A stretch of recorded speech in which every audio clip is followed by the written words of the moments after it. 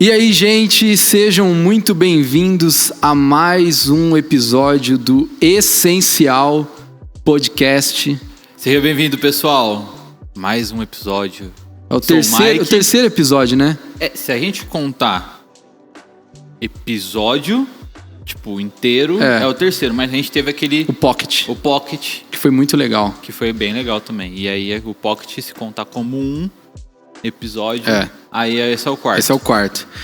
Esse é o Mike, eu sou o Gabriel e nós somos os hosters desse podcast.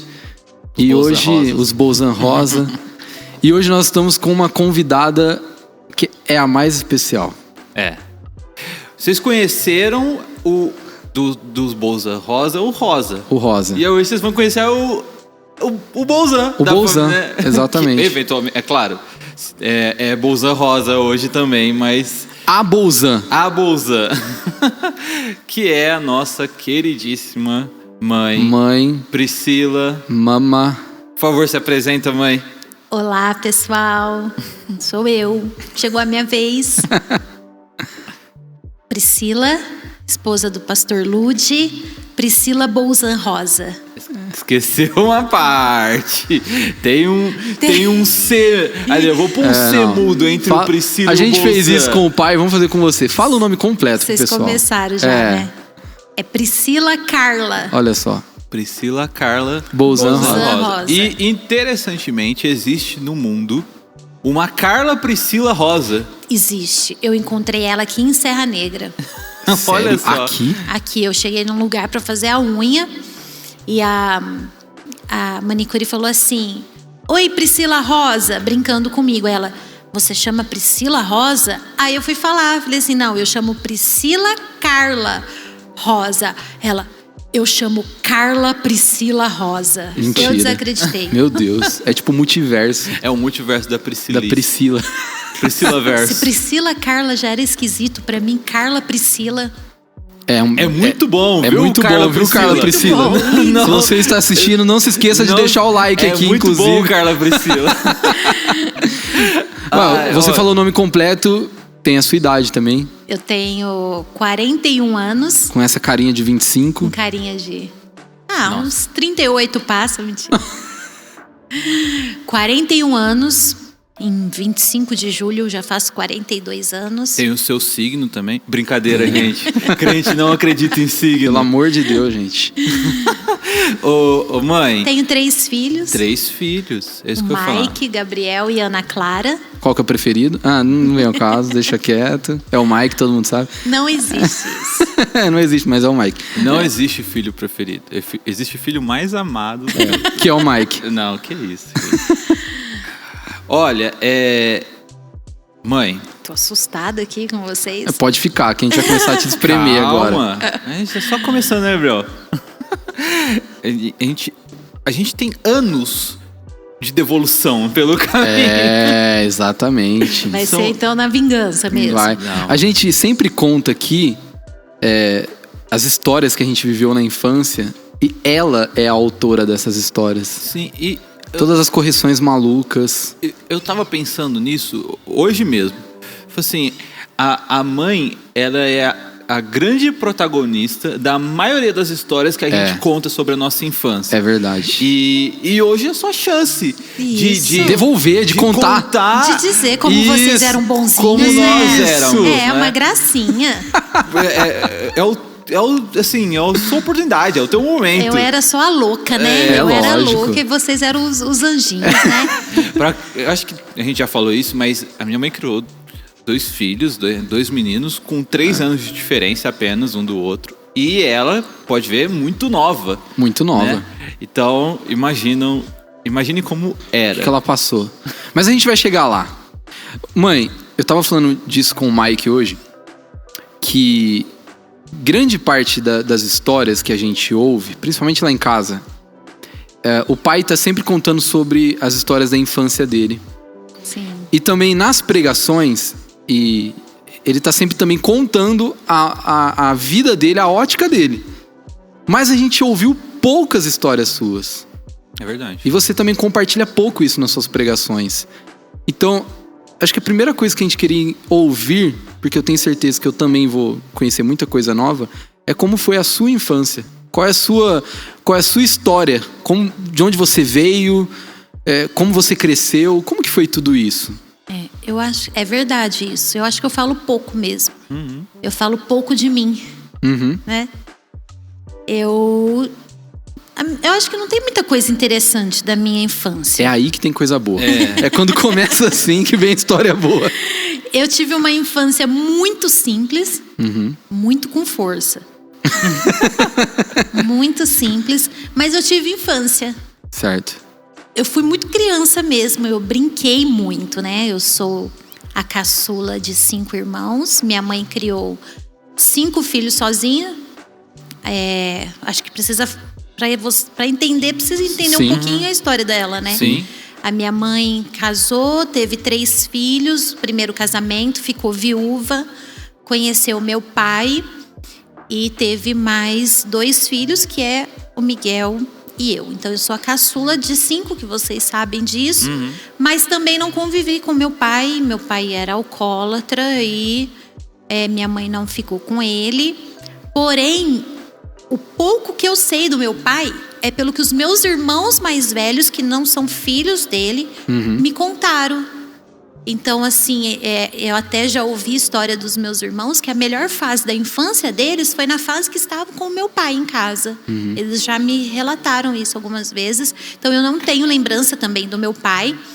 E ele morreu, eu ainda era criança. Eu acho que eu tinha 8 ou 9 anos. Pra vocês terem ideia de como eu não tenho lembrança mesmo. Então, eu cresci com uma mãe, né? Minha infância foi com a minha mãe, sempre trabalhando muito, tentando ali o máximo, dar o melhor que ela podia. E ela fez isso, ela realmente se esforçou para dar o melhor dela. Mas eu tive infância. Apesar de todas essas dificuldades, a minha infância eu lembro dela brincando muito. Muito menina de rua mesmo, de brincar.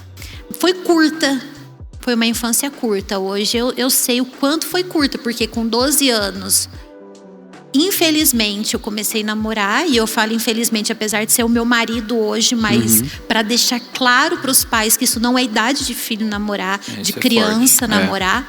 Então, assim, eu sei que Deus transformou toda essa história e sou grato a Deus. Não brigo com a minha história. Isso é muito importante. Não fico lutando com a minha história. Mas eu acho triste hoje pelo fato de que não é idade para... É criança. Você era mais nova que a Ana Clara. Mais nova que a Ana. Então, assim, mas antes de chegar aí, eu brinquei muito. Eu brinquei mesmo, brinquei na terra, eu subi em pé de manga, eu ralei muito joelho, muito dedo, jogava bola na rua. Eu era tão criança, que quando eu comecei a namorar, o pai de vocês, o meu sogro, né, o vô, Luiz, falou assim: você não vai namorar aquela menina não, menina de rua. Porque ele me via na rua jogando bola com os meninos. Com o joelhinho ralado. O joelho, com o tampão do dedo sempre. E eu jogava mesmo, os meninos me chamavam pra me pôr de goleira. Eram malvados. Eram malvados, né? Porque, a menina... Eu lembro muito disso. Deles me colocando de goleira. Que vacilo, né? Vocês, como menino, é isso? Ninguém quer ser o goleiro? Ninguém quer ser. É só pra fazer ali... Como ninguém quer ir no gol. Só que eu levava mas precisa... bolada, exatamente. Entendeu? Colocaram muito de goleiro. É verdade, Mike, eu lembro. Colocaram muito de goleiro. Geralmente é aquele cara... Essa não era a sua especialidade, filho. Geralmente, o pior é... vai no gol que atrapalha menos. Né? Pelo menos se você ficar parado e a bola acertar em você... É que assim, o negócio de ser goleiro no futebol de rua... é quando os amigos gostam muito de você, eles valorizam a sua amizade, a sua presença ali, mas você é muito ruim. Então, assim, a gente quer continuar sendo seu amigo, mas também você não pode... Não dá pra comprometer o time. Não dá pra comprometer. Eu era um pouquinho melhor que o Mike, porque eu era menina. Nossa, E Mike, eles ficou me muito... chamavam. Eu sou a Caramba, mãe cara. sincera. Mãe sincera. Mãe sinceraça. Gente, isso é inquestionável. Eu sou péssimo até hoje. E nos eu esportes. brincava muito, gente. Assim, eu sempre gostei dessas coisas, sabe? Ia ter vôlei, eu tava no vôlei. Eu gostava disso. Andava bastante de bicicleta. Muita bicicleta, patins. Então eu tive essa infância mesmo que curta. Uma infância bem vivida, bem curtida. Apesar de toda a simplicidade. E assim, hoje eu vejo algumas coisas. É engraçado isso, porque eu não sentia falta. Porque aquilo que estava aos meus olhos, que eu vivia, eu tinha.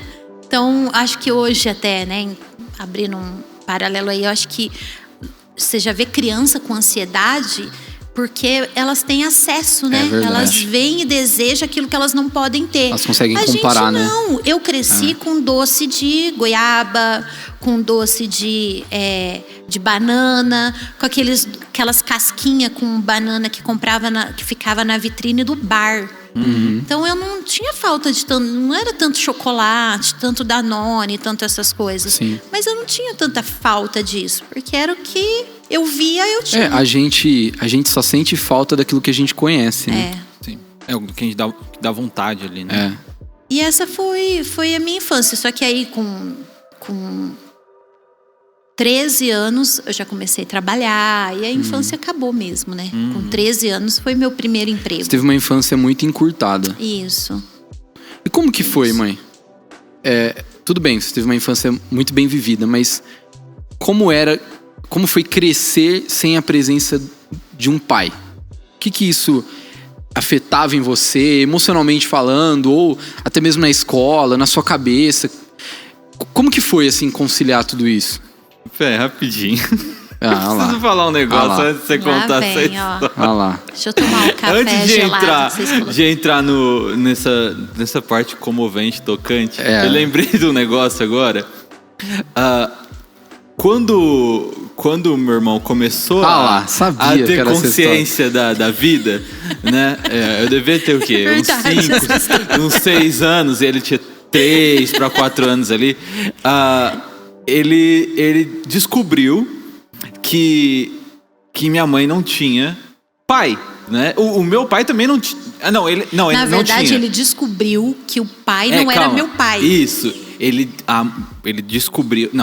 descobriu que você não tinha pai e que o nosso pai, não era pai dela. E ele dava um trabalho, ele chorava. Você é pai dela também. Mãe, você tem pai sim, mãe. O pai é seu pai, eu falava, né? O pai é seu pai. E ela, não, ele é meu marido. E eu não conseguia entender. Eu falei, mas por que ao invés de ser marido, ele não pode ser pai dela também? Por que ele não pode ela quer um pai. É tão mais importante. Agora ela tem um pai. A dor dele era o seguinte: como que a minha mãe não tem um pai? Era isso que eu pensava, tipo, por que eu tenho um pai e minha mãe não? Minha mãe não tem. E por que não pode ser esse aqui que é o meu? Eu empresto meu pai pra ela. Eu te dou esse não pai tem pra problema. Mas vai, agora sério. Na verdade, na infância, eu não tive muito essa consciência da falta que me fazia. Não que não fazia falta, mas eu não tive muito a consciência do que isso causa. Eu fui ter essa consciência depois no casamento. Porque quando eu percebi que eu transferia para o meu marido a necessidade que um pai supre. Entendi. Eu tive essa dificuldade. Eu tive muita dificuldade no meu relacionamento com Deus, de filha e pai. Porque você nunca chama ninguém de pai. E de repente você tem um Deus que você pode chamar de pai. Nossa, interessante. Então entender esse cuidado dele, que eu não tive de pai, foi difícil de eu desenvolver isso, desse processo de cura. E eu achava que eu não tinha tido falta, que eu não tinha esse trauma. Até Deus me mostrar essa ferida. Eu falava, não me fez falta, não, eu vivi bem, não, minha mãe supriu isso. Até o dia que eu fui ministrada por Deus mesmo e senti essa falta. Acho que menos mal, eu acho que isso faz parte do amor e cuidado de Deus com a minha vida. Na infância eu não senti isso, e eu só senti quando eu já tinha onde suprir. Olha que, né? É verdade. Que forte isso. De verdade. É um cuidado mesmo, eu né? Eu fui ter a consciência do que causou em mim quando eu já tinha onde encontrar remédio. Muito forte. Então, assim, comigo foi dessa forma, graças a Deus, né? Menos mal. A percepção é uma coisa muito interessante com respeito à falta, né? Às vezes nós encontramos, e talvez até seja por isso que você tenha percebido, porque quando você encontra o que te faltava, é aí que muitas vezes você percebe que te faltava. Você fala assim, nossa, eu tinha essa lacuna em mim, eu tinha esse buraco em mim que necessitava de preenchimento, mas até que eu tive, assim, enquanto eu não tive esse encontro com o que me faltava, parece que eu não percebia. E isso é muito interessante, especialmente no relacionamento com Deus, né? E até hoje, viu? Com 41 anos, mais de 25 anos na fé, eu ainda estou descobrindo coisas em mim que são reflexo do que eu vivi na minha infância. Então, por exemplo, assim, minha mãe trabalhava muito, ela trabalhava de dia e de noite, eu ficava na casa de uns tios e eu passei algumas situações assim de vergonha, de me colocarem menos, né? A família desse meu tio tinha um outro sobrenome, eu era Bolzan, e aí eles falavam assim, você não é fulano igual a gente, eles tinham uma condição financeira boa, você é Bolzan. E aquilo colocando eu assim, isso eu uma criança de 8, 9 anos. Chega a ser uma covardia, né? Cruel, né? E muitas vezes atitudes minhas, assim, o Gabriel já falou isso pra mim. Do Gabriel falar assim, ó, pra mim, uma vez ele falou assim, mãe, você não sabe receber elogio. Mãe, era muito difícil pra mim, às vezes ainda lidar com elogio, assumir que eu tenho uma qualidade, que eu tenho coisas que eu faço bem, porque eu fui em alguns momentos, e tudo é formado na infância, né? Em alguns momentos eu fui colocada muito inferior, então eu sempre me vi inferior às outras pessoas, sempre achei que as pessoas eram melhores do que eu. Então esses foram alguns reflexos que eu fui vendo e ainda vejo. E assim, ainda estou nesse processo de Senhor me mostrar o que aconteceu de fato. E como que é essa sensação de descoberta? Assim, nossa, eu já vivi muita coisa. Porque assim, você é uma mulher que não é velha. Obrigada. mas muito madura. Isso de verdade, a gente tem que reconhecer. Ainda mais, o que eu mais escuto é principalmente em comparação, né? O tanto de coisa que já viveu,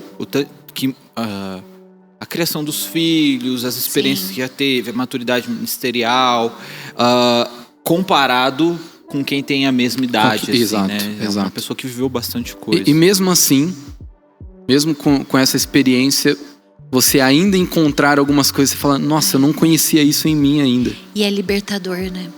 É muito libertador, porque é o que a Bíblia diz, conhecereis a verdade e a verdade vos libertará. Eu não sei se o teólogo vai me corrigir nisso, mas eu uso esse versículo não somente para a verdade bíblica, que tudo está dentro da verdade bíblica, mas assim, a verdade é tão poderosa em todas as situações. Se você está doente, você descobre a verdade do que você tem, você sabe como se curar. Então a verdade é bom para tudo. E é libertador. Então assim, descobrir isso, perceber isso e saber que isso é reflexo de um trauma e não do que eu sou, do que Deus me criou. Isso é o que me ajuda a me curar de algumas coisas e tira o peso. É porque tem algumas coisas que a gente vive, algumas formas que a gente age, que a gente às vezes não consegue entender o porquê. E aí quando você entende a raiz... Às vezes você acredita assim, eu sou assim. É porque eu nasci pra ser assim, um exemplo. E aí quando você descobre, não, causaram isso em você.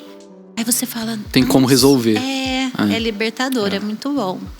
A gente faz o mundo agora, né? Desde o pecado, ele é um mundo onde as faltas, os problemas, as lacunas, as corrupções, de modo geral, nos constroem, né? Eu acho que isso é muito importante. A gente não ter uma visão de si mesmo, uma perspectiva de si mesmo que apaga as cicatrizes. Sabe assim? Como se a gente fosse de alguma forma anormal ou que não tenha sofrido nenhum efeito de nada que nos ocorreu. Porque, no final das contas, esse é um mundo de cicatrizes. Né? E a nossa promessa é justamente do dia onde não haverá mais nenhuma delas. Mas e graças a Deus, nós servimos um Deus bondoso, que, como alguns dizem, né? Uma frase que eu já vi várias pessoas repetir, e é verdade, que não desperdiça nada.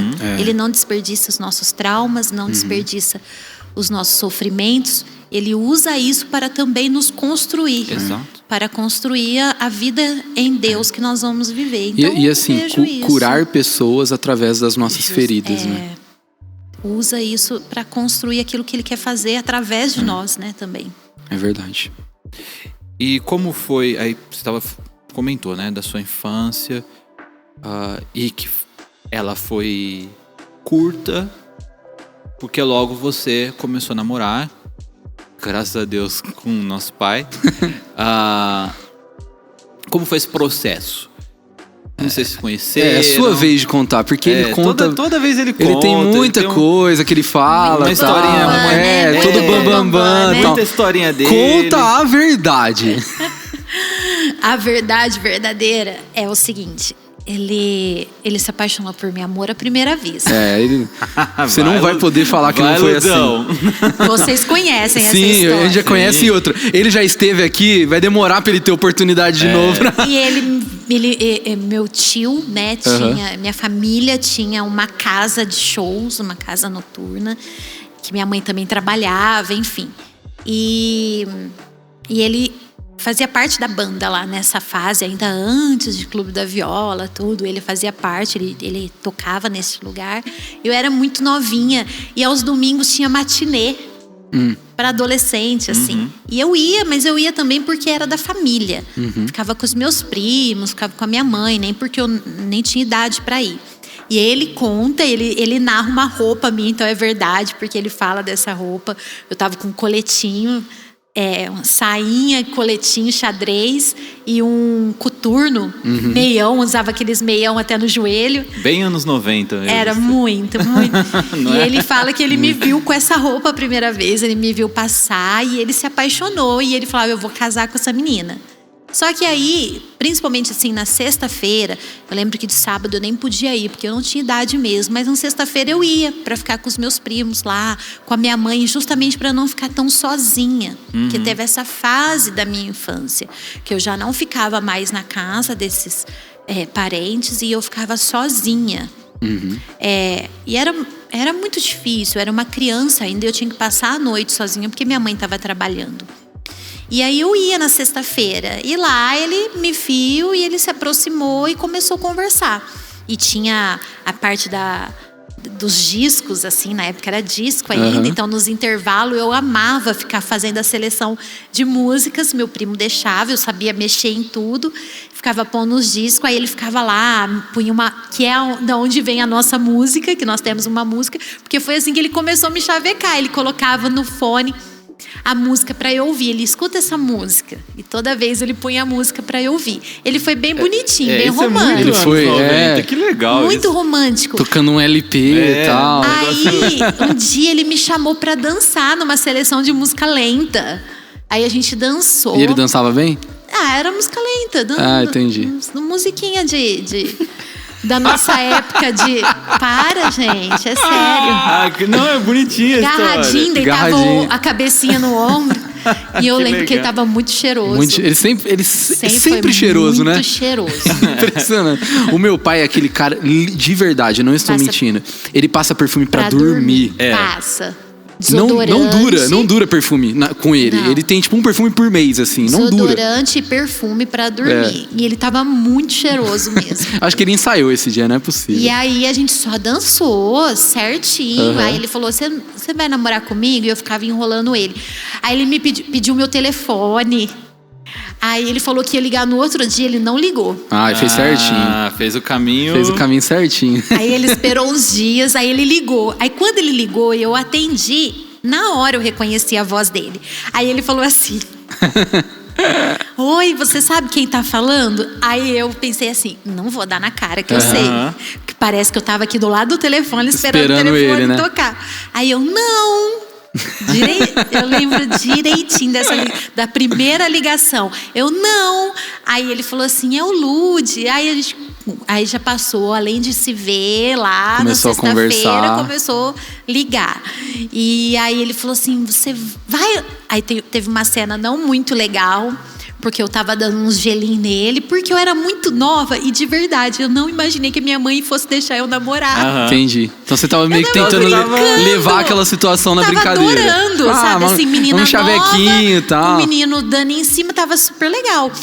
E aí ele falou assim, você não vai namorar comigo? Eu falei, não, tem que pedir pra minha mãe. Aí ele falou, eu vou pedir pra sua mãe. E minha mãe trabalhava lá no caixa. E ela gostava dele. E ela né? gostava dele, porque ele ficava lá conversando. Ele sempre se gabou, né? Da avó Elza. A avó Elza parece dele. Parece que ela é apaixonada nele até hoje, assim. É diferente. Ela defende ele, é muito legal isso. E aí mas antes disso, eu tava desprezando ele acabou de tocar, ele foi na mesa de outra moça. De uma loira. Aí você é uma loira.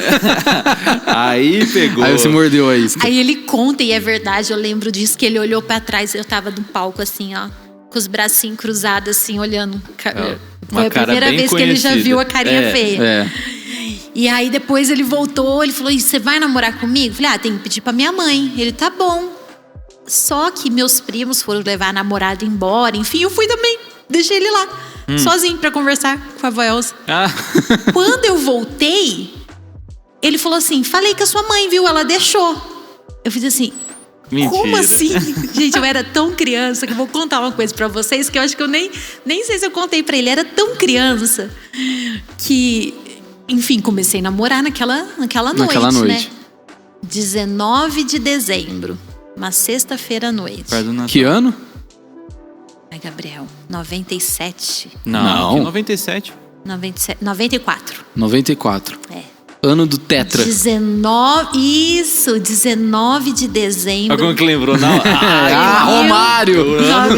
Amor da minha vida, não, Romário. Não, porque agora... Aí... Era tão assim, uma coisa louca pra mim. Imagina eu namorando. Sim. Que eu não via a hora de amanhecer o outro dia pra eu ir contar pra minhas amigas. Não, eu tô namorando aí. Sair pra rua contando pra minhas amigas. Vocês não sabem, eu tô namorando. Mas ainda não tinha. Informação que eu recebi ontem à noite. Vocês não sabem o que aconteceu da noite pro dia. Gente, eu tô namorando. Mas tinha aliança e tudo ou não? Depois... Eu não lembro quanto tempo depois, a gente pôs aliança de prata, de namoro. A gente fez, sim, bonitinho. Depois ficamos noivo, que legal. Teve o noivado. Desandou um pouquinho no caminho, mas... Mas a trancos e barrancos. Antes de Jesus entrar. Não tinha Jesus, casei grávida, mas estamos aqui. Firme e forte. Mas isso é muito interessante. Mas ele ficou muito atrás de mim. Muito ele mesmo. Correu atrás. Verdade, mas precisava. Ele era o tipo de rapaz que ele só ia dar valor naquele corresse atrás. Esse é um Lude que vocês não conhecem. Era muito fácil pra ele, então... Ele era um músico. Cantor da noite, gente. Era treta o negócio. E como que foi, assim... por favor, sem entrar em detalhes. Como que foi o namoro de vocês, assim? Vocês se divertiam? Nossa, foi namoro. A gente fala que o pessoal não sabe namorar. Por que você tá falando isso? Cuidado, isso é uma agressão. Com o que você vai falar. Porque a gente ia pro bosque. Ah, entendi. Era mais romântico. A gente ia pra cinema, pra pracinha. Vocês mandavam tomar muito sorvete. telegrama um pro outro? Gente, É claro, vai no cinema hoje. É. R$80 o ingresso. lógico. Por isso que o pessoal não sabe namorar. Aí Conta a história daquele encontro de vocês, porque o Mike puxou esse assunto de preço. O encontro de vocês da pizza. nossa, Essa gente, história é boa. É muito triste que ele contou Essa história é boa, é muito triste. que ele contou as moedinhas. E assim, é uma outra parte da vida dele, porque Sim. ele até tinha dinheiro, ele trabalhava muito, mas o que vinha na mão dele era pouco. muito pouco. E ele tinha algumas moedinhas, a gente queria comer pizza, ele lembra do valor. Eu não sou boa com... Acho que era 12, não é? Era Uma coisa alguma assim. coisa assim, eu não... Olha, uma pizza custava 12 12 reais. reais. Diferente, né? O x-tudo era R$1,99. Olha que gente. maravilha. Tá vendo? Era mais fácil namorar também, Nossa, gente. por isso que todo mundo sabia namorar. Não, cada vez que eu saio com a Nanda, eu não vejo a hora de casar mesmo. Vocês sabem do x-tudo de Ribeirão, né? Era o Vai X-tudo. tudo, gente. Vai tudo. salsicha. Eu não tô falando no quesito qualidade, o cara achar mas... o chão da barraca ali, vai junto. E era... E a gente sentou na... Conta essa história, é maravilhosa. A gente falou, vamos comer uma pizza. A gente tava com muita vontade de comer uma pizza. Aí era tudo em moeda. Eu não sei de onde aquele homem arrumou Tadinho. Tanta moeda. tanta moeda. E nós sentamos na sarjetinha assim. Da pizzaria. Vai, Pri. Aí a Vamos gente contar. Foi contando. Deus, acho que faltou. Nossa, que Ele situação. conta certinho, tem que ser ele. Faltou alguns centavos, ele colocou todas as moedas. E o rapaz falou, eu faço pra vocês. Nossa. Ai, que beleza. E aí a gente comprou a pizza. A gente dividia lanche. Era Imagina assim. hoje contar, sei lá, R$75 Pra em comer moeda uma pra comprar pizza uma de pizza. mussarela. Mas assim, era um namoro, era gostoso nesse sentido, assim, de... o pai de vocês é muito romântico, né? Ele é. Até hoje, ele é muito romântico. E o Lúcio era daqueles que ia me ver, levava um ursinho. Vocês têm que aprender com ele. A gente é eu mais... tinha um monte de ursinho, vocês lembram? Assim, lembro. agora eu já sumi com uns... É que a gente puxou pra você nesse sentido. Vocês têm que aprender. Pede perdão pras suas noras aí. Eu fiz o que eu podia. Eu sempre falo isso pra elas. Eu fiz o que eu podia. Tem coisa que é só a esposa que vai fazer. Mãe não consegue fazer. Mas enfim, a gente ia muito em cinema. Era muito gostoso. A gente namorava em bosque, no bosque de Ribeirão, passeava na praça. Era um namoro. Foi namoro de verdade. E ao mesmo tempo, eu tava no Barretão todo ano com ele, fazendo show. Eu trabalhava... de segunda a sexta, sábado também trabalhava, até na hora do almoço. Conta do seu trabalho. Não, meu primeiro trabalho Primeiro trabalho dela. Esse é bom. foi numa floricultura, mas floricultura do lado de cemitério. Não é essas floricultura que arruma Sim. casamento. Sim, faz arranjo e tal. É, floricultura de cemitério. Então, eu fazia coroa de defunto, eu fazia Mãozinha. buquezinho pra pôr... Eu pus já a florzinha na mão do defunto. Ah, meu Deus. E eu limpava túmulo. Sério? É sério, isso é sério. A parte de fora do túmulo. Quantos anos você tinha? Com 13 anos. Foi meu primeiro emprego. 13 anos. É assim, ó. Era no Cemitério da Saudade, lá em Ribeirão. Ah, tem pouco enterro lá. Algumas famílias... É pouquinho. Algumas famílias contratam a floricultura, ou fazia isso pelo menos, para manter o túmulo bonitinho. Sim, eu acho que isso é até hoje. Tem pacote, tem tudo. E aí eu tinha que ir, eu ficava em cima lá dos mortos, lá dentro do Gente túmulo, do céu. pulindo Você tinha medo, mãe? Então, eu sempre tive medo na minha infância por conta de ficar muito sozinha. Eu tinha um medo disso, de gente morta e tal. Mas naquela fase, eu acho que o negócio tava tão doido na minha vida. O negócio é a grana, né? Uma Vou vez, ganhar meu dinheiro aqui. enfim, eu Aqueles ficava- caras velhos, né? Tem que ter medo de vivo. Não é?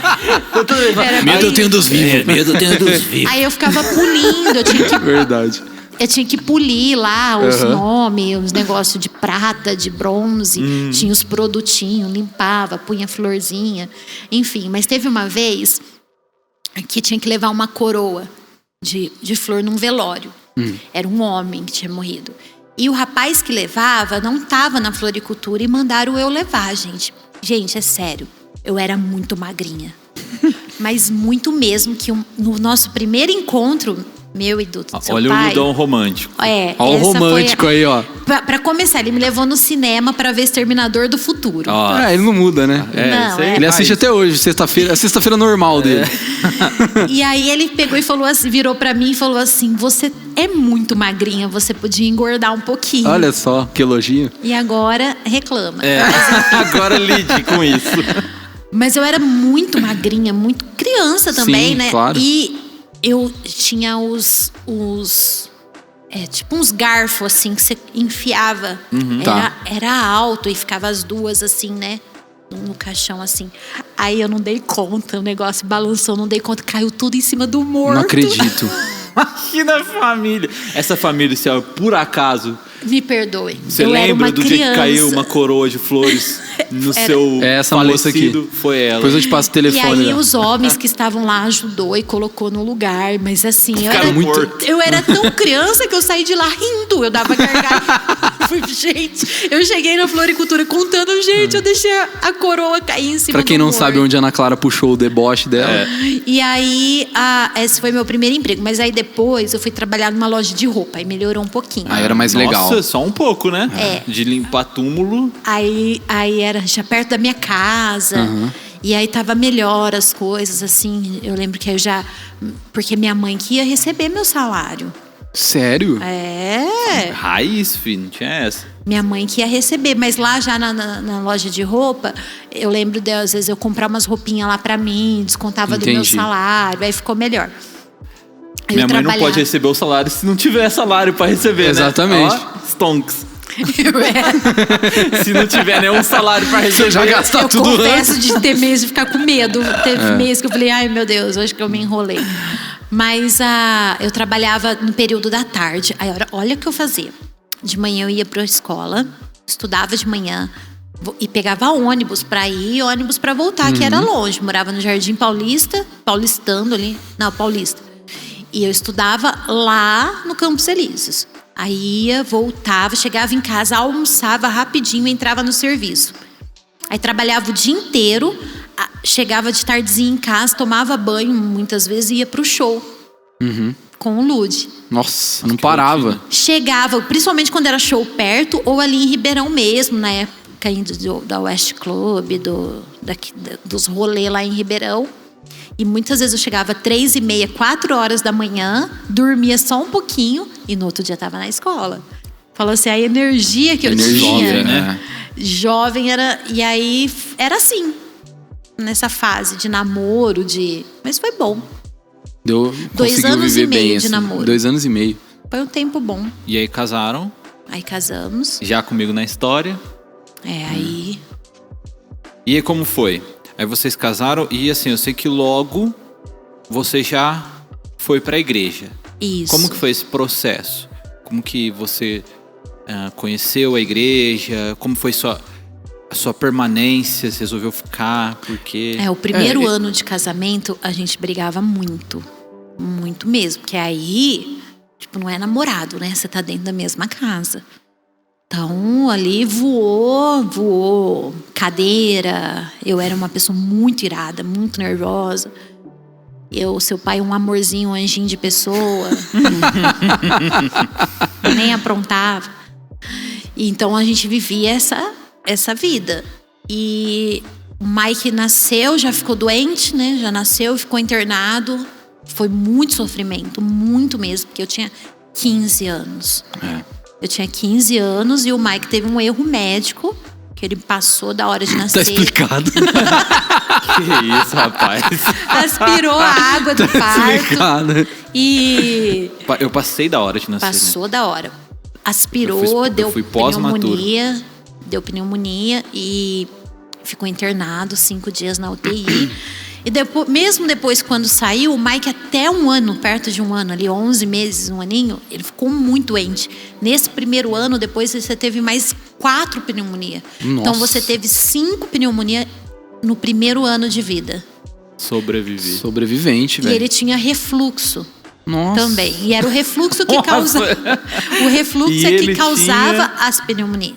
Ah, entendi. E o remédio de refluxo, eu não sei como é hoje, mas há 26 anos atrás, Nossa, eu também tô Tá velho, hein, mano? caducando. remédio Não. era de 3 em 3 horas. Nossa, era muito remédio. Era muito remédio, de 3 em 3 horas. E o que acontecia? Você acha que volta normal uma criança Lógico depois que de não, um ano? nunca. Assim? Olha você, mano. Gente, ó, pensa de verdade. Sabe o que muitas vezes acontecia? Eu perdia horário de remédio. Eu esquecia remédio. De 3. Enfim. E aí, quando ele tinha pneumonia, às Olha vezes eu me só. sentia culpada. Olha que história. Será que a culpa é minha? Olha que história bonita de saber, Ah, assim, Não né? tinha Na mais mesa, antibiótico pra dar. A médica falava assim: olha, pegou resistência ao antibiótico, não tinha antibiótico. Enfim, era aquela vida. Difícil. Sofrida. Esses dias nós estávamos lembrando com um casal de amigos que foi uma época financeiramente que o Lud ganhou muito dinheiro. Mas como que é uma vida daquele que não é dizimista? É, isso aí, isso é forte. Quem não tá nos caminhos do Senhor. Daquele é que forte. não obedece o Senhor. Diante de todo aquele dinheiro, eu lembro de ter mês do seu Luiz, vou pagar a farmácia. Nossa. Porque era tanto remédio que o Mike usava, que não Não dava conta. dava conta. O dinheiro ia assim. A gente ia pro médico, pra pediatra, toda semana. Eu lembro de uma semana, eu tô falando de 7 dias, que nós chegamos no fim da semana, nós falamos assim: hoje a gente não foi, essa semana a gente não foi pro médico. Nossa. Era muita coisa, era muita crise de alergia, enfim, algumas coisas que eu não vou constrangê-lo aqui. Por favor. Mas enfim, e aí, diante disso, eu tinha uma infecção de urina também, que não curava, que tomava um monte de remédio e não curava. E a tia Fabiana começou a ir na igreja. Vocês querem que eu fale isso? Que eu conto Claro. tudo isso? Sabe por quê? Mais uma vez. Vocês querem que eu conte? Você tá contando, a gente pediu senão pra eu contar. paro. Essa foi a questão mesmo. É porque, mais uma vez, as pessoas ouvem muito, principalmente da nossa igreja, ouvem muito a visão do pai da história. Sim. E aí, ela foi pra igreja, tava naquele fervor, né, tia Aham. Fabiana? É, claro. Vocês sabem como que é a tia Fabiana. E quando o pai fazia algumas viagens muito longas, assim, ele ainda fazia show, tava no Clube da Viola, tudo. Eu ia pra casa, o tio Eduardo me pegava, eu lembro direitinho dessa semana que ele passou, me pegou em casa com o Mike, pra eu passar uns dias lá, pra eu não ficar tão sozinha com o Mike em casa. E aí eu comecei a sentir dor numa dessas vezes. Quando eu começava a sentir a dor da infecção, eu sabia que eu só ia parar no hospital, com remédio na veia. Então já era um gatilho, eu ficava desesperada. E eu fiquei assim, nossa, eu vou pro hospital agora, né? E aí ela falou assim: eu tô indo na igreja agora, Priscila, e tem uma irmã aqui que tá me levando pra igreja, a irmã Marlene. Olha só. Saudade da irmã Marlene. Ela ora e as pessoas são curadas. Olha isso. Você quer que ela ore por você? Gente, de verdade, eu não conhecia Jesus, eu não cria em nada, mas eu topava qualquer coisa naquele momento. Que falasse que ia tirar tanta dor. a minha dor, que eu não ia naquele dia. E aí chamou a irmã Marlene, e a irmã Marlene orou por mim no sofá da casa da tia Fabiana. Gente, e a dor parou na hora. Glória a Deus. Loucura. E pela primeira vez eu não fui pro hospital numa crise de infecção. Aí eu falei assim: eu quero ir na igreja, vou com você. E comecei a ir foi assim, o Mike, antes de 1 aninho, eu fui algumas vezes e eu lembro disso, de não dar muita sequência. E depois, logo que ele completou 1 aninho, aí eu peguei firme mesmo. Aí eu comecei a ir, ia todo domingo, ia no culto da semana, sempre de carona. E o pai nisso tudo? Com ela. Quando ele estava em Ribeirão, ele me deixava lá na igreja, até me levava e me buscava, ou só ia me buscar a hora que tinha acabado. Só que assim, de uma forma muito poderosa, porque não era ainda por conhecimento bíblico, era por uma simplicidade em Deus, por temor a Deus, de estar ali num lugar que me fazia bem. Era esse ainda, no começo era isso. Eu não tinha assim, eu fico pensando sobre aquela fase, não era uma coisa assim, porque aí eu fiquei, comecei a conhecer tudo da palavra. Não, era uma coisa muito simples, imatura assim, ainda, mas muito sincera. E até ele fala muito isso. Houve uma transformação muito grande da minha parte. E foi mesmo, sabe? Assim, eu deixava a casa num ambiente pesado, muita gritaria. Eu gritava muito irada. Briguenta mesmo. É briguenta, brigona. Ah, tanto faz. Os dois é ruim. E eu mudei, né? Essa paz, assim.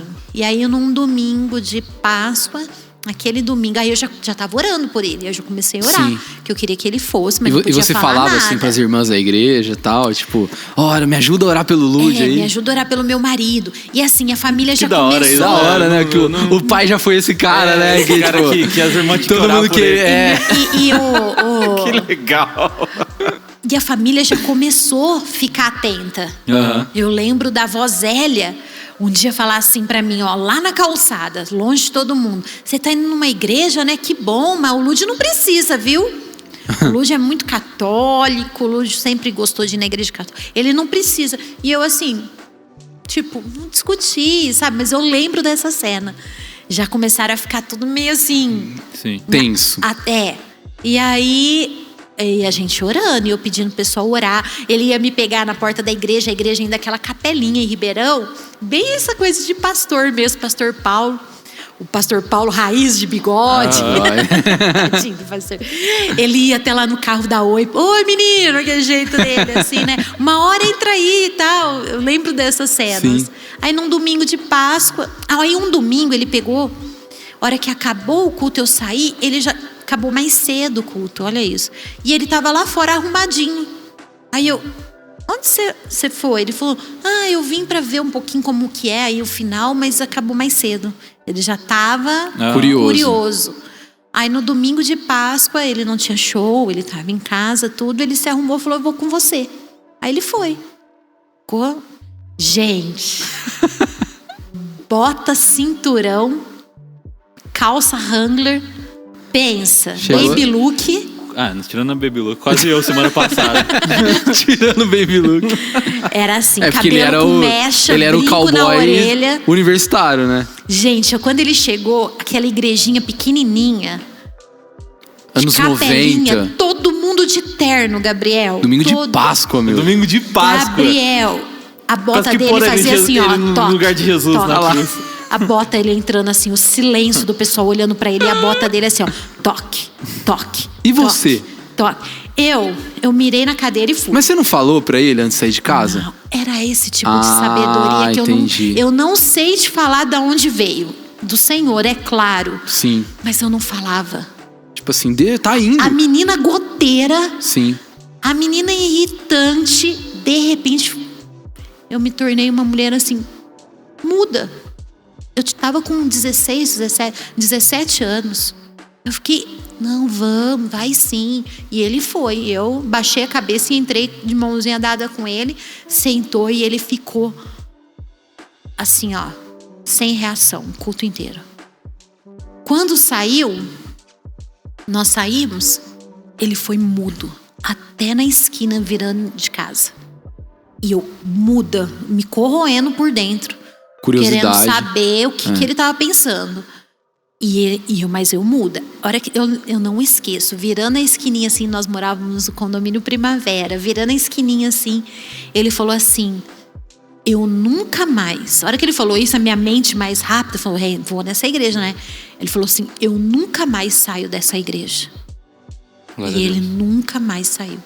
Aí foi 1 ano ainda esse processo. Ele ia pedindo pra Deus abençoar o show dele. Ele tentou convencer o pastor Paulo a ir num show dele. Ele falava assim pra mim, aonde que esse homem se diverte com a mulher dele? É claro que ele vai nesses lugares. Eu assim, amor, eu acho que ele não frequenta esses lugares. E não, eu vou ele vai ficar no camarote. Vou dar um camarote pra ele curtir a noite lá com a esposa. Eu falei, amor. 20 anos depois, talvez ele encontrasse um pastor que fosse. É verdade. Talvez ele iria por uma alma hoje, gente. Talvez sim. Mas eu penso também assim que o pai já me contou essa parte da história e já me contou as respostas do pastor Paulo. Muito sábio. Muito sábio, né? Porque assim, a gente tá falando, igual o Mike falou hoje, a gente vive uma outra fase da igreja. Mas naquela época, que ele tinha exato, também. Era tipo outra. década de 90, cara. Uma igreja de capelinha. Pastor Paulo, depois de muitos anos, com a gente já restaurado na igreja, ele compartilhou que ele perdeu famílias. Olha que teve isso. pessoas que falou assim, pastor, se esse rapaz ficar vindo aqui assim, a gente vai sair. E aí ele falou, a porta da igreja está aberta para quem quer entrar, para quem quer sair. Então ele foi de uma extrema sabedoria. Assim. Ele fazia visitas, o Mike no berço, ele lembra disso, ele conta isso. E ele falava, estava passando aqui por perto, e aí vim ver como vocês estão. Sabe essa coisa de Sim. pastorear, de cuidar? E eu lembro de um dia o pai falar assim, mas esse pastor tá sempre aqui por perto, né? O cara sem sacar, né? O que tá O acontecendo. cara quando ainda... Então assim, a gente viveu essa fase da igreja, de todo mundo abraçar mesmo, depois, né? Sim. Mas- Uma pergunta, assim, porque a gente vai chegar no pastoreio de vocês. Mas hoje, lembrando, assim, é gostoso lembrar da época em que a sua única preocupação era ser pastoreado? Nossa... Cuidado. Não, assim, a gente entende o chamado, a responsabilidade, mas faz parte também. Claro. Porque se hoje a gente sabe como cuidar de alguém, é porque a gente foi cuidado. Sim. Então, assim, foi muito gostoso. Principalmente, vamos voltar na minha infância. Sim. E aí, o pastor Paulo, ele se colocou, e a Maristela se colocaram na nossa vida como pais espirituais e pais, assim, que cuidaram da gente mesmo. Sim.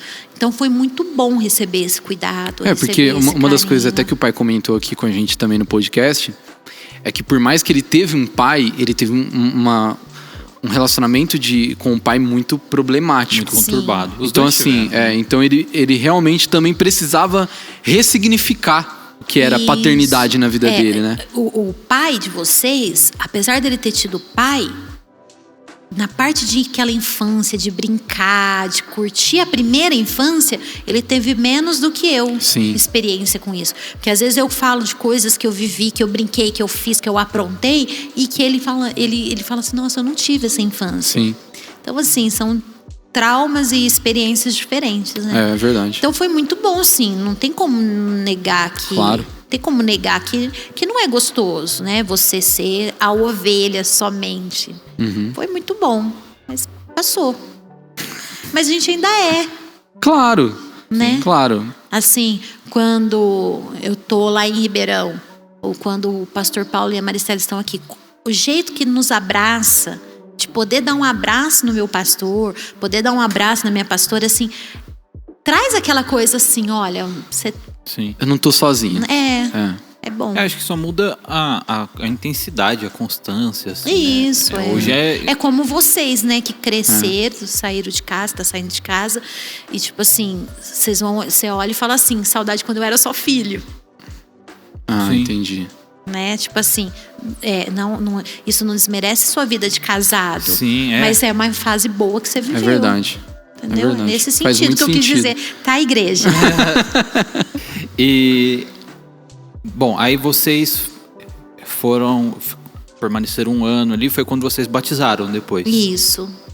Aí batizou os dois juntos. Não, o pai não batizou junto, Não, né? ele batizou de manhã durante o ensaio do louvor, porque ele tinha show à noite. E eu batizei à noite com a galera. Mas foi no mesmo, Mesmo dia. dia. No mesmo Mas dia. ele batizou antes, então, assim. É, ele é mais velho, horas. Horas na fé.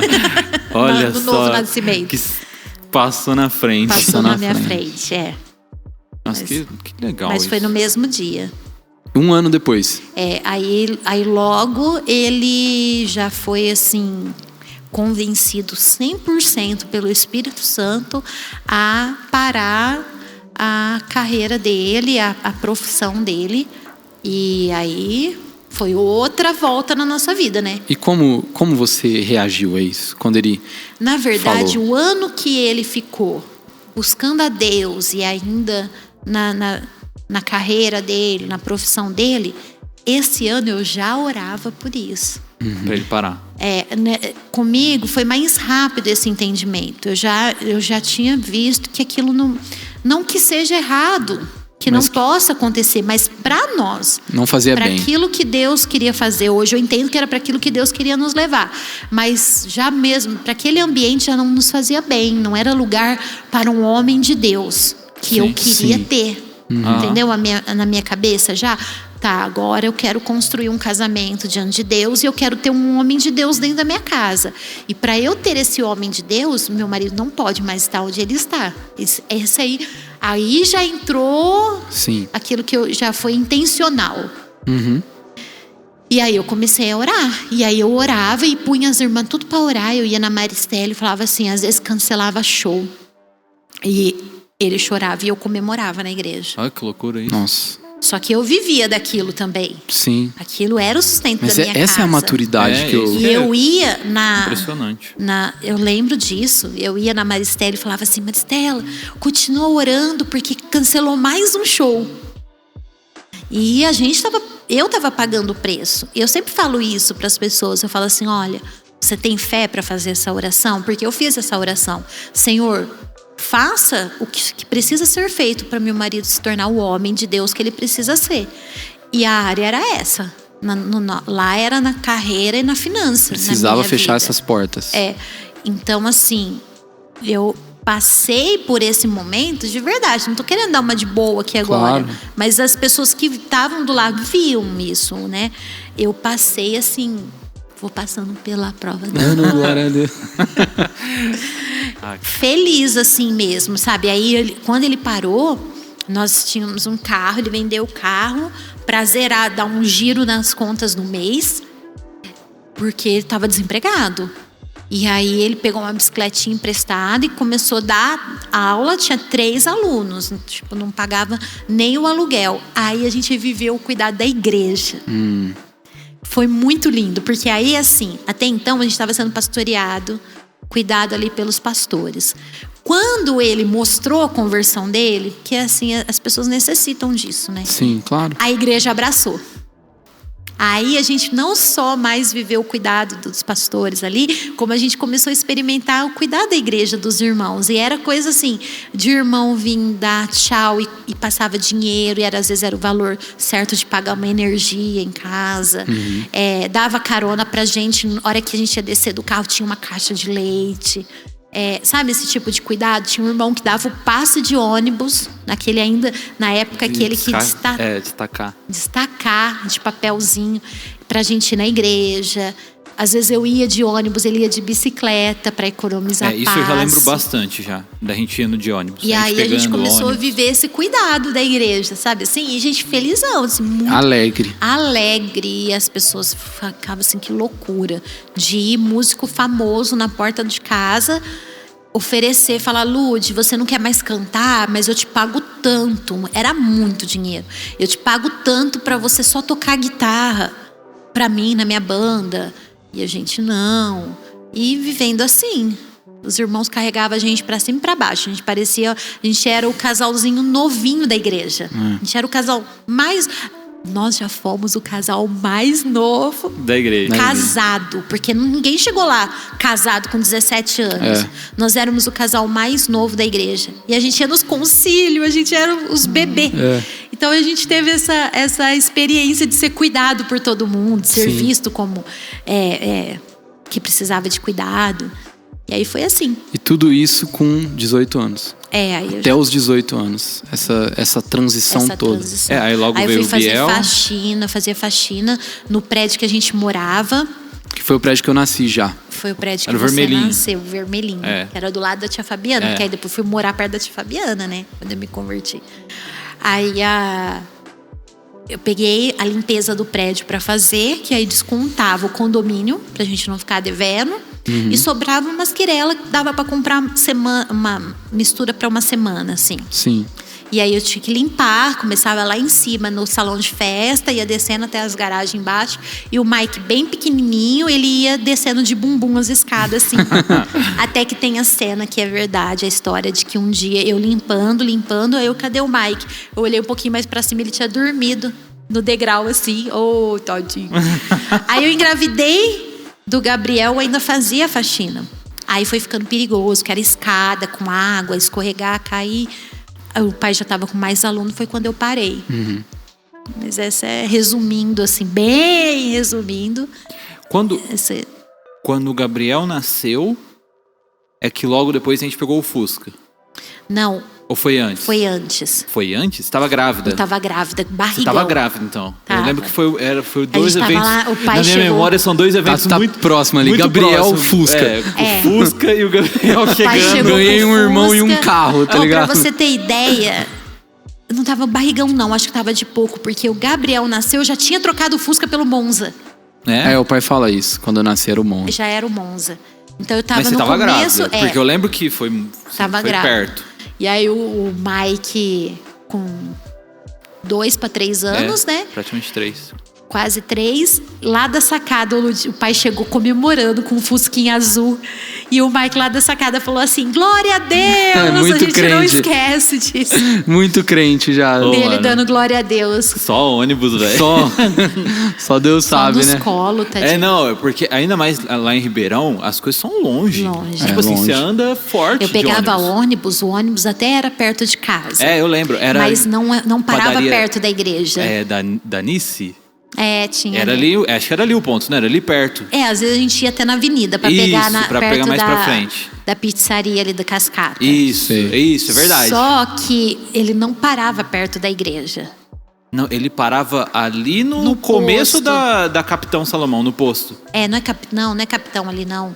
Da É. avenida que sobe lá da Dom Pedro. Mas logo é a Capitão, não é? Isso. Aí a gente tinha que andar a pé Ô, louco. pra não gastar com outro ônibus pra ir até na Luiz Barreto, né? Nossa, vocês tinham que sair muito mais cedo. Era muito mais cedo. É um rolê. Aí era uma alegria quando algum irmão dava carona na volta. Que é a história que o pai contou do porta-mala lá. Que- na porta-mala. Aquela história do porta-mala é maravilhosa. É. Tá bom ainda? Não, tá ótimo, imagina. Ixi, filho, a gente topava qualquer coisa. A bicicletinha, tudo lá dentro. Que doideira, cara. Mas precisava, porque assim, o pai, vamos falar dele assim, ele era muito arrogante, assim, na época de shows e tal. Aí Deus moeu ele totalmente. É muito bonita essa história. É, demais, nossa. E é isso, sempre amando a igreja, amando Jesus. O pai tinha ensaio do louvor, era domingo de dia o ensaio. À tarde já ficava pro culto, sabe? Era assim. Então chegava na igreja, tipo, 3 horas da tarde, 3:30, pra ensaiar a tarde toda e ficar pro culto. E eu ia com, tipo, grávida de você, com um Mike pequenininho. Tipo, eu tinha que ir junto, porque como que eu ia depois de ônibus, Sim. sozinha? Aí eu levava comidinha, levava biscoitinho, levava desenho pra pintar. E minha tarde era ali, cuidando do Mike na igreja, pra meu marido. A minha alegria era tão grande dele estar ali, que eu não via isso. Não pensava. Não era né? empecilho pra mim. Sabe, mulher, pelo amor de Deus, ficar reclamando. Ai, marido demora pra ir embora da igreja depois. Deixa seu marido fechar a igreja. Deixa ele verdade. se envolver com a igreja. Deixa ele ficar você ficar na tua casa de semana, porque ele tá fazendo alguma coisa na igreja. É verdade. o melhor lugar para um homem de Deus É estar. verdade. E era assim, e eu ficava com alegria. Deixa os filhos crescer na igreja, Deixa né? crescer. Ou ver na É o igreja. que eu ia comentar, assim, essa experiência nossa, ela não era uma experiência isolada. Não, Porque eu lembro não. nos ensaios de estar com as crianças de outros irmãos que também estavam ali. Vivendo, esperando, passando o mesmo A processo. mesma passando ali. E a coisa. gente brincava, corria. Não era pesado, era Não, divertido, era leve. Sabe Sim, que esse- era legal, era um ambiente compartilhado. Eu lembro da gente, na época que era, né, ir pro monte orar, e eu subia com eles, com um monte, com vocês dois pequenininho, bebê. Nossa, quantas vezes? Vigília na igreja, o Gabriel enroladinho dormindo no cantinho do banco, em vigília na igreja, a gente lá orando e vocês dormindo no chão da igreja. Eu Assim, vi esse último domingo agora, que foi de Páscoa, agora na igreja. Quando terminou tudo e os voluntários desmontaram a nave e tal, eu vi muita criança correndo e eu fiquei muito feliz. É ótimo, Porque é eu hora lembrei- deles correrem. Eu lembrei e falei assim, meu, é isso. Eu cresci assim também. Tendo a noção, tipo, eu tenho meu momento de ficar no Kids, e se eu estiver ali no templo ali, né, na época, né, na igreja, eu tenho que ficar quietinho, tenho que prestar atenção, respeitar. Mas a hora que acaba, de correr. o pastor deixa a gente correr. E é isso mesmo, É a gente isso. tem que deixar as crianças ter vivência dentro da igreja, se sentirem parte. Ser gostoso, né? E ter uma lembrança agradável da igreja. Nossa, eu gosto de ir pra lá porque lá eu corro. Encontro meus amigos. Eu tô com os meus amigos, a gente brinca. Era assim. E essa era a regra mesmo. E a gente ensina isso aqui. Sim. Na hora do culto, quietinho, né? O diabo precisa de tão pouco para tirar a atenção de alguém, para roubar uma palavra do coração de alguém. Então a gente ensina os pais a isso. Olha, segura sua criança, quietinho. Se precisar, levanta, calma, volta. Mas depois também, deixa brincar. Deixa correr no meio das cadeiras, deixa brincar. É o que você falou, o culto hoje, principalmente hoje, é tão rápido. Nossa! Fecha a igreja, pelo amor de Deus. Fica até as luzes apagarem. Aproveita, conversa com os irmãos, porque essa troca de experiência também constrói muita coisa na gente. É verdade. Lembra que a gente não tá passando por nada sozinho. É isso aí.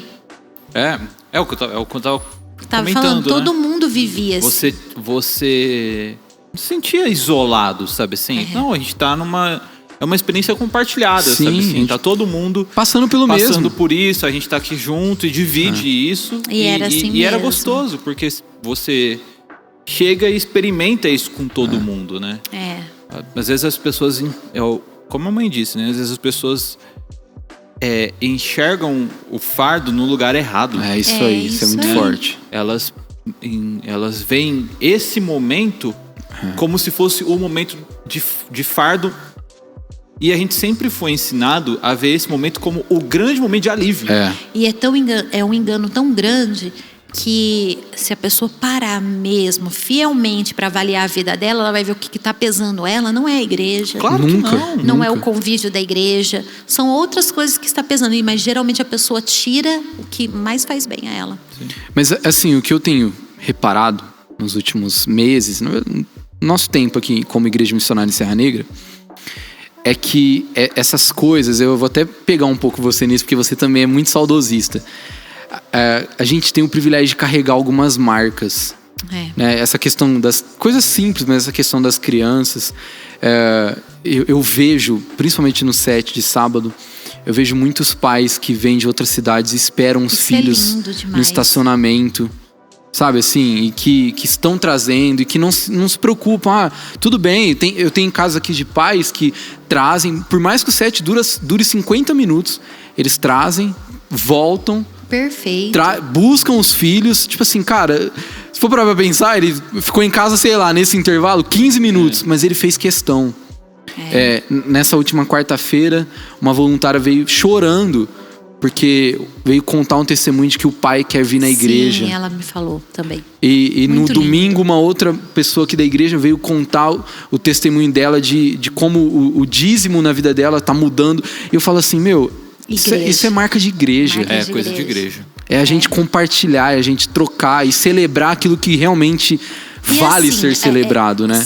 Os pais que valorizam isso, os filhos vão valorizar. É verdade. A verdade é essa. Eu lembro que vocês participavam em tudo, né? Tudo. De tudo. A gente já fez de tudo já. Literalmente tudo. Tinha teatro, não sei o que, de fim de ano. Coralzinho. Apresentação. Tudo vocês iam. E não, vocês vão sim, olha que gostoso. Ir nos ensaios, participar e fazer. E eu lembro até de vocês já começando a crescer, falava assim, ai, mas que vergonha. Não, vergonha é o que a gente não passa faz. Na mão do diabo.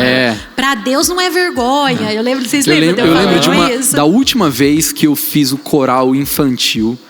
Eu tinha 12 anos. E 12 anos você já tá no 7º ano. Não quer mais. Você já quer, ser visto como adolescente. Eu lembro da Maristela vindo falar comigo, falou, Gabriel... Porque, pra quem não sabe, eu canto e canto muito bem. Acho que você cantou em inglês. Foi isso. Que você cantou em inglês, né? Ela veio em mim e falou assim, Gabriel, eu preciso... O coral infantil tá muito perdido, as crianças, assim...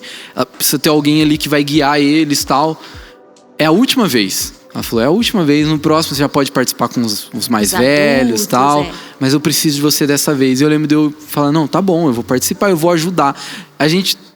Assim, tem que construir isso nas pessoas também. Eu não vou fazer... A gente já falou isso outras vezes. Eu não vou fazer só aquilo que eu quero, que eu gosto. mas aquilo que a igreja tá precisando. Sempre disse isso. Eu vou servir com aquilo que eu posso pro reino. Quem já cantou já de Te Amo, Meu Pastor, com gravata de cartolina. Gente, isso é ótimo. Posso compartilhar com vocês uma coisa que eu tava pensando? Claro. Hoje até assim, às vezes as pessoas falam assim, essa é uma dificuldade muito grande minha, assim, ó. Qual é o meu propósito? Qual é o seu propósito? E eu vejo algumas pessoas tão firmes em saber qual é o seu propósito. Eu admiro isso, porque eu sempre tive muita dificuldade com isso. Qual é meu propósito? Né? Tem pessoa que tem o meu propósito é esse, é cantar, é adorar o Senhor com o talento que Ele me deu. Meu propósito é ser um pregador. E aí eu sempre fiquei assim para Deus, ó, qual é meu propósito? Deus, qual é meu propósito? Vou falar comigo, tá? Eu não tô falando que isso é uma teologia e vocês dois também podem até me corrigir se precisar. Vocês não são bobos de fazer não, isso. Nem um pouco. Até parece. Tô brincando. Mas assim, vou falar o que Deus falou comigo. No meu caso, eu nunca encontrei o meu propósito.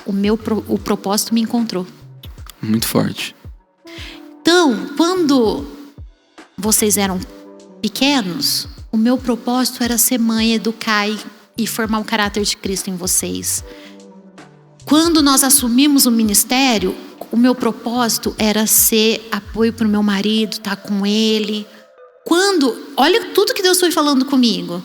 Quando tá chegando o Expresso Rosa, o meu propósito é diante do Senhor o tempo todo. Senhor, o que o Senhor quer falar com essas mulheres? O que eu tenho que transmitir para essas mulheres? Quando eu estou numa mesa com um casal, eu e o pastor, o meu propósito é ali passar a experiência de vida que eu tenho, levar essas pessoas a saírem dali melhor. Então eu não consigo encontrar qual o meu propósito, mas eu estou à disposição, Senhor. Sim. Eu estou à disposição. E aquilo que precisa, que é o propósito de Deus, vai me encontrar naquele momento. Deus falou isso comigo, vocês acreditam nisso? Na verdade, eu compartilho bastante dessa visão, né? De que a gente tem que ser aberto para servir. Né? Eu acho que o chamado é sempre no caminho, né? O universal aí para os cristãos é a disposição para o serviço, né? Que a gente esteja sempre pronto para servirmos aos outros, né? Servir a Deus, servindo aos outros de maneira fiel, né? De maneira digna do Evangelho, aonde quer que seja necessário naquele momento, né? É isso. Quando eu olho para a minha história, até aqui pelo menos, eu não consigo definir uma coisa assim. É isso aqui, eu nasci para isso. Sabe assim, olha, teve um tempo de que o meu propósito era cuidar das crianças e fiz isso com muito amor e dei o melhor que eu tinha para dar das crianças do Kids, mas em casa eu tinha um propósito de cuidar da minha casa, do meu lar, Sim. dos meus filhos, e eu tenho um propósito de ser esposa para o meu marido, mas eu tenho também um propósito de ser auxiliadora para o pastor que ele é.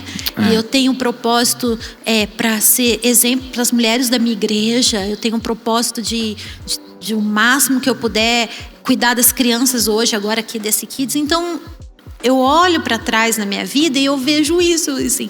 Algumas vezes eu fiquei meio assim, falei assim, Deus, eu quero um propósito. Eu quero que o Senhor destrave o meu propósito. Deus falando, mas aí Deus falou assim, foi essa frase que gritou no meu coração. Falou assim, olha, Deus, eu não acho o meu propósito, você não vai achar, Ele te acha. Aquilo que eu precisar que você faça vai chegar até você. Mas isso é muito importante.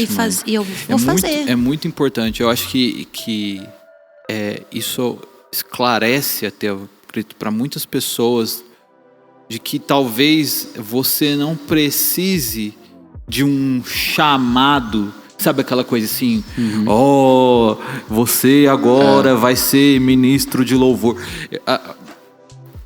Eu acredito até assim, estendendo um pouco disso, que talvez isso aconteça na minoria das vezes. É verdade. E que talvez muitas pessoas que dizem isso, né, assim, correram um risco, óbvio, não tem como fazer um estudo, né, disso. Mas talvez muitas pessoas tentam se convencer daquilo que elas, no fundo, elas gostariam muito. Acho que sim, pode ser. Mas eu vejo assim, a maioria de nós, cristãos, a gente é, como o Gabriel falou, né? Achado no caminho e colocado para fazer aquilo que tá na sua mão, que é, olha, agora é isso aí, é isso assume. Que nos forma, que nos constrói e assim, e que nos dá tanta história e experiência. Outro dia eu tava pensando a respeito disso, né? Foi assim, sabe aquela brincadeira que estão fazendo no Instagram, né? Eu sou isso e é claro que. Sim, é né? isso. E aí eu pensei em gravar, eu sou filho de pastor e é claro que. Né? E como a maioria das vezes, né? Eu penso em gravar e não gravo. E cansa tanto ficar elaborando que eu falo, quer saber, também não vou fazer. Isso que ele trabalha com isso. Não, pros outros sim, né? Pros outros sim, pra mim mesmo. Tô brincando. E aí uma das coisas que eu pensei eu sou filho de pastor e é claro que eu já fui de todos os ministérios. Por quê? Porque você muitas vezes se vê nessa posição. Tipo assim, agora precisa disso. E eu vou ter que aprender a ser isso. E quando alguém que é melhor que você naquilo chega pra fazer, você se alegra. É verdade. E fala assim, nossa, agora eu posso ir pra outra coisa. Porque essa pessoa chegou, ela é melhor que eu, ela é boa, ela vai... E ela vai levar isso mais adiante. Recentemente, a turma da Kids, a turma da noite estava precisando de voluntário. E a Ana Clara era a turma da manhã. Eu simplesmente mudei ela, né?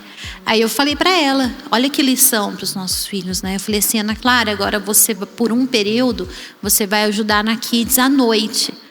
Aí ela, nossa mãe, mas à noite é quando eu sou mais escalada pra mídia. Aí ela falou assim, vai ficar muito sobrecarregada. Eu falei, filha, é uma necessidade agora. Assim que suprir essa necessidade, você volta pra turma da manhã. E ponto. Beleza, porque ela tá aprendendo a servir no que precisa e não no que ela quer, que ela gosta. Sempre vai ter uma coisa que a gente gosta mais de fazer. Uma vez, a igreja ia pro templo maior lá, pro espaço que é até hoje, que tá lá. E era um barracão só, e tava levantando recurso pra construir e tal, né? E a gente vivendo tudo aquilo junto. Aí a igreja acho que ganhou um boi no rolete, foi fazer o primeiro boi no rolete lá. E começou a vender, né, os convites pro boi no rolete, a igreja toda envolvida. E a gente também estava numa escala de servir lá, porque se separou por ministério, a gente estava escalado lá numa parte de servir. E aí a gente, muito visitante, ia ter muito visitante, porque além da comida, além do boi no rolete, foi preparada uma coisa evangelística para também aproveitar, né? Missionária, né? A gente faz isso sempre, né? E aí a Maristela chegou em mim e falou assim, Priscila, vai ter muito visitante. Vai ter muita criança, muito visitante. E eu quero muito que eles cheguem assim e quebre aquele gelo de que, tô vindo num evento de igreja. Que eles sejam bem recebidos, divertidos. Ela falou, eu tive uma ideia. Você topa vir de palhaça? É a prova, hein? Eu acho que teve uma vingancinha. Você vai vir de palhaça e eu vou encher uma cesta de bala. Igual eu tô aqui agora. Eu vou encher uma cesta de bala e você vai ser a palhaça que vai receber as crianças entregando balinha. Legal. E eu, beleza, vou ser palhaça. E fui palhaça. Eu falo assim, quando foi. Eu leio... E foi muito palhaça. 2 vezes.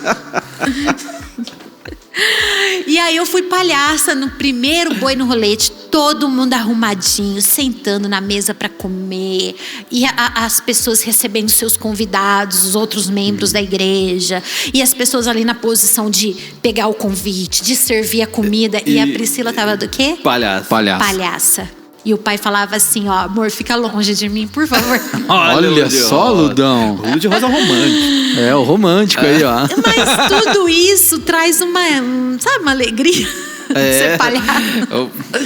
Mas a alegria de estar servindo, né? Sim. É isso. E assim, mãe, você falou muito da sua construção, falou bastante do passado, mas e hoje?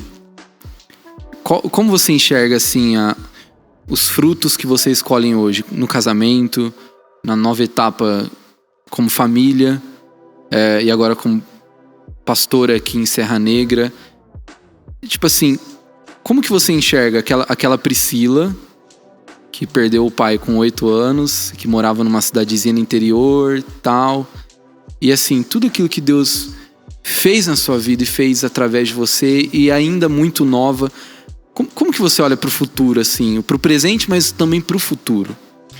Quando eu olho pro presente, é muito automático eu lembrar do passado. Tem muito isso, sabe? Assim, Sim. Tudo que Deus está fazendo, porque assim, é grande o que Deus está fazendo em Serra Negra, através da igreja missionária. Ver que nem nós estávamos aqui domingo, uma multidão de pessoas de manhã e à noite. Quando eu olho tudo isso, quando eu olho para vocês, os homens que vocês se tornaram, que vocês já estão construindo em Deus, quando eu olho para tudo, é muito automático eu lembrar de quem eu era.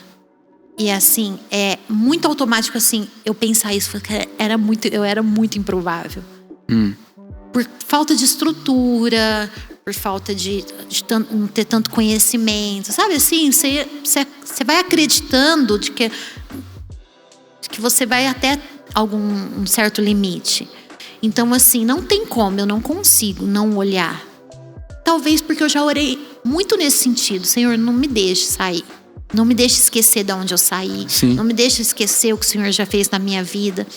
Então, é gostoso hoje olhar. Contar tudo isso, algumas coisas da minha infância para vocês, hoje já é a parte mais fácil, né? Sim. Porque já é a parte de uma história vencida.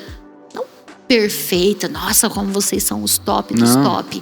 Mas eu olho para minha vida e vejo uma vida de vitória. Sim. Eu olho para os meus filhos e vejo que fui bem sucedida na criação dos meus filhos.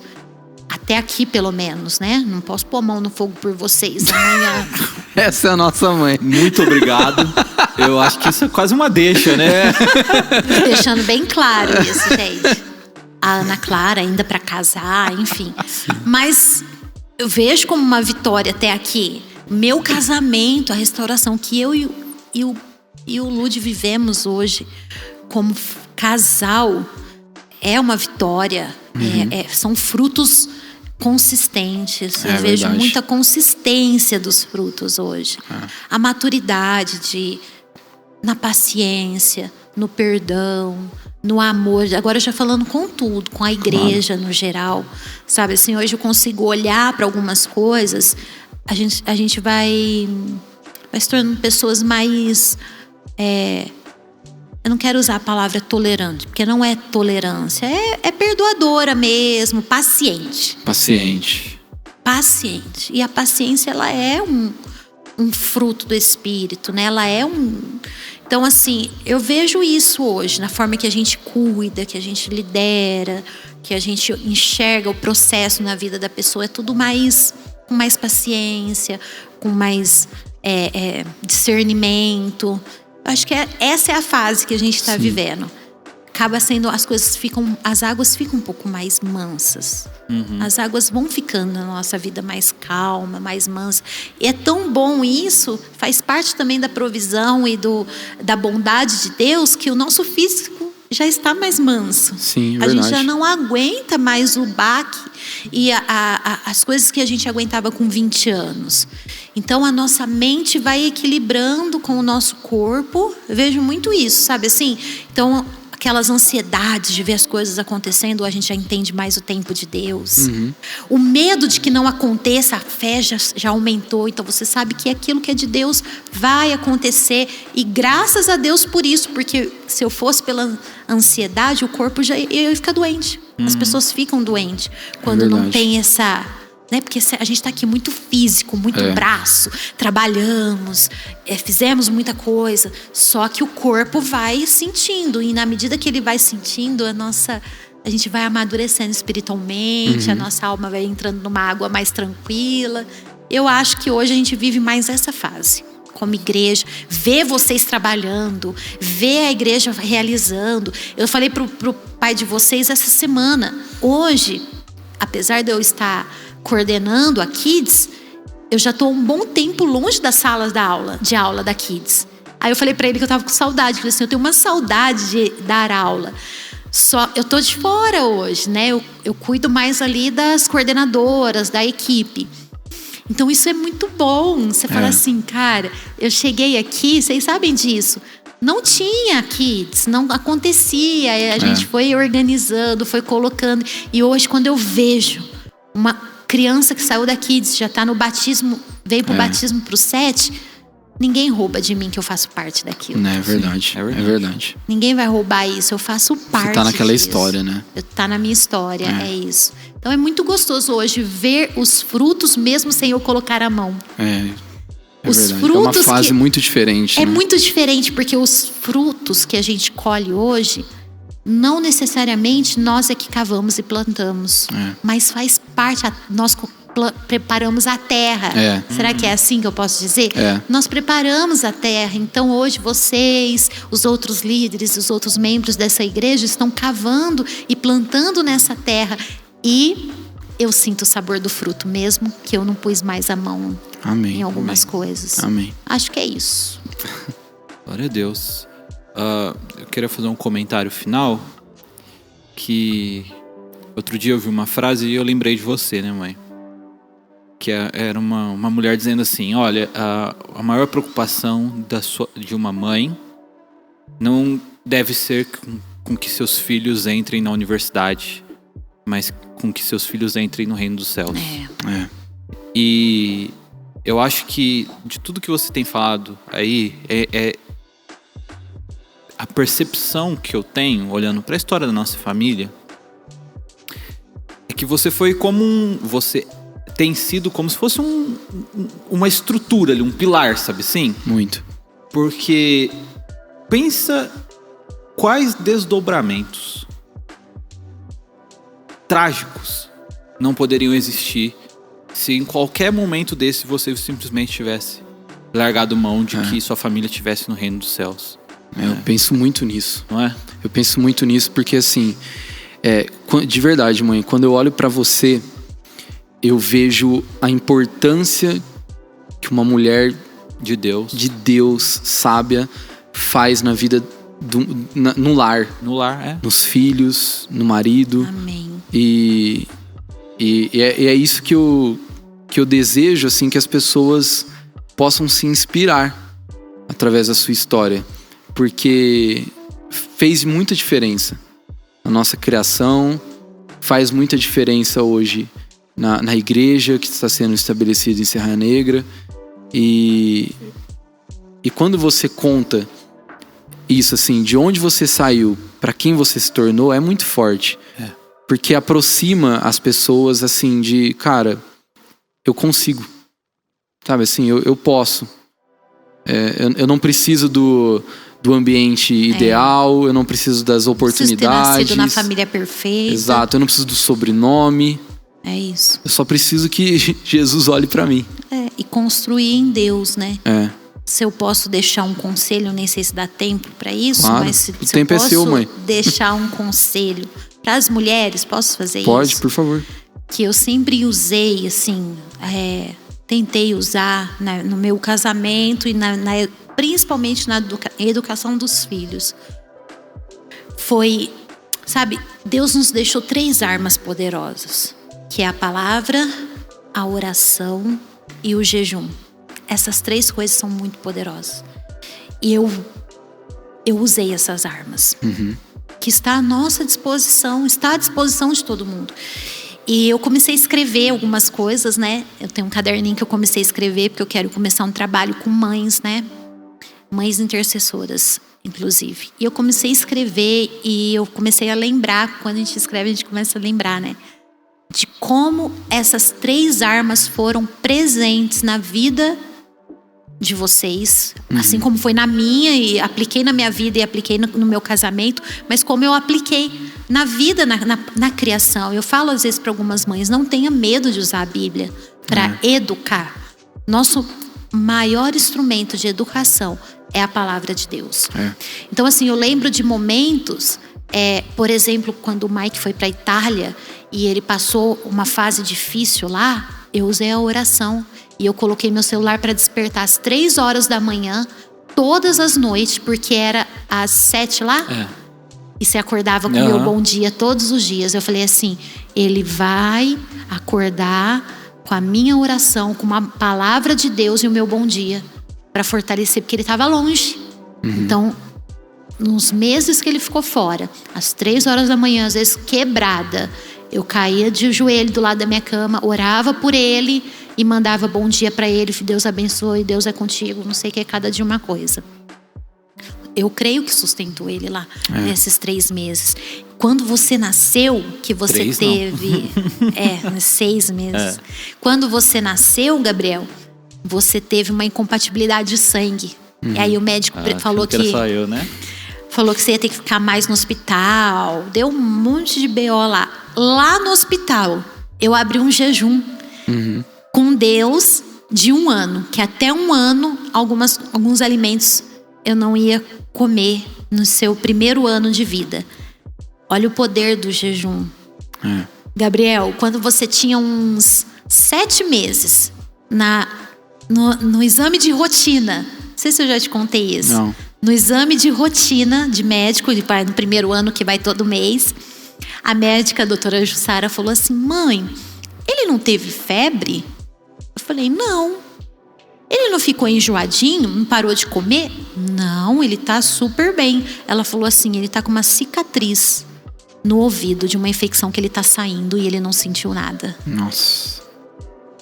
Não tomou remédio, você não chorou, você não teve febre, você não teve nada. Mas aquele primeiro ano... Fala de novo, brincadeira. a sequela... Fala de novo que eu não ouvi a segunda parte. Eu lembro de momentos com vocês também, mas um que me marcou muito, Deus usando a palavra com a Ana Clara, tudo isso que sirva de testemunho, Amém. tá? Com a Ana Clara, ela estava treinando e era o pai que levava ela. E um dia, não sei por qual motivo, eu levei e eu sentei assim, eu estava sentada mexendo no celular enquanto ela estava treinando com um profissional lá, com a profissional. E eu olhando ela de longe, eu detectei a preguiça. Fazendo de forma preguiçosa. Ana Clara. Só ela, né? A gente, mó história bonita e tal. Eu peguei, na hora que saiu de lá, eu não falei pra ela que feio, que a tia tá triste, Jesus tá chorando. Gente, Coitado, o dia que você escutar isso. porque o papai do céu tá triste, você deixou a mamãe triste. Não, Ana Clara, você fez tudo com preguiça, e preguiça é pecado. Desse jeito, indo pro carro, brava, assim, né? Vocês sabem, né? Eu brava com ela assim. Então você se arrependa disso. Diante do Senhor, você se arrependa dessa preguiça. Mude o seu comportamento. Amém? Amém. Porque a Ana, só da gente falar, ela chora. Já chora. Ela é muito quebrantada, por isso que ela foi a que não apanhou. É verdade. Ela é muito quebrantada. Não, ela é melhor que a gente. É verdade. E aí, no outro dia eu encontrei a professora e ela falou assim pra mim, sem eu falar nada pra ela: Pri, o que você fez com a Ana? Que depois que você veio com ela, ela mudou completamente a postura dela. Cara, eu não fiz nada. E eu não usei o meu nome, não criei remorso nela. Eu Não falei colocou pra ela medo. o que a Bíblia fala. Eu lembro que o Gabriel, ele tá se achando muito... Ixi, olha lá. Começou. O Gabriel, você vai lembrar, ele era um adolescente que só murmurava, você lembra? Nossa. Ele murmurava muito. Você, Fala mãe, você mesmo, Bel. que tá em casa, talvez tenha um adolescente assim. O rabugento. Gabriel, rabugento. Ele murmurava, ele reclamava o tempo inteiro. Aí eu comecei a confrontar ele com a palavra. Você lembra disso? O que Lembro. eu te falava? Quando você me confrontava, É. que vai atrair o anjo. Gabriel, a murmuração atrai o anjo destruidor, atrai um demônio. E aí, quando ele reclamava, eu falava pra ele assim: a murmuração atrai um anjo destruidor. Ele parou de reclamar. Então, eu acho que são 3 armas tão poderosas. Eu acho que se eu tiver um filho meu numa situação difícil, eu de novo vou cair de joelho. Quantos meses precisar, vou orar, vou abrir um jejum, vou confrontar com a palavra. Mesmo casado, quantas vezes eu falo: Mike, isso não tá... Muda seu comportamento, né, Mike? É verdade. Mike, não é assim. Tá bom, né? O Gabriel. Então agora. eu acho E o Gabriel? E o anjo lá? Eu acho que é isso, sabe?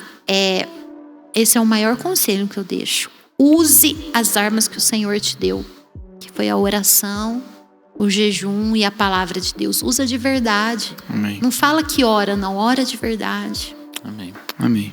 É isso. Gente. Não programei nada, mas Não, falei. foi ótimo. É isso aí. E agradecemos, mãe. Obrigada. Muito obrigado, Tava mãe. com medo de vocês. Não. Sabe o que eu tava pensando aqui? Eu não sei de verdade, porque eu acho que a gente tá praticamente sozinho aqui, né? Na igreja. E eu não sei qual foi a última vez que a gente ficou tanto tempo só nós três conversando. É verdade. Nossa, Vocês mesmo. fazem mais isso com o pai, né? Por conta, assim, do ambiente, trabalho, do trabalho e tal, das reuniões, mas Foi bom? foi muito bom. Acabei mano. vocês não falaram que vocês apanharam muito. Não, a gente Pulou quis, essa parte. a gente quis mostrar uma outra faceta. O outro lado. Vocês foram bonzinhos. Essa aí a gente conta sempre essa história. E é quando você não tá aqui, que aí você não pode se defender. É melhor a gente continuar guardando essa imagem. Tá bom. Mas foi muito bom, mãe, de verdade. Obrigada. Muito obrigado. E Foi uma que bênção. mais Obrigada. pessoas possam se inspirar na sua história, de verdade. Amém. Você liberou muita chave poderosa aqui. Amém. Gente, É isso. fiquem antenados aí. Os episódios vão sair sempre no YouTube. A gente tá sempre divulgando no Instagram.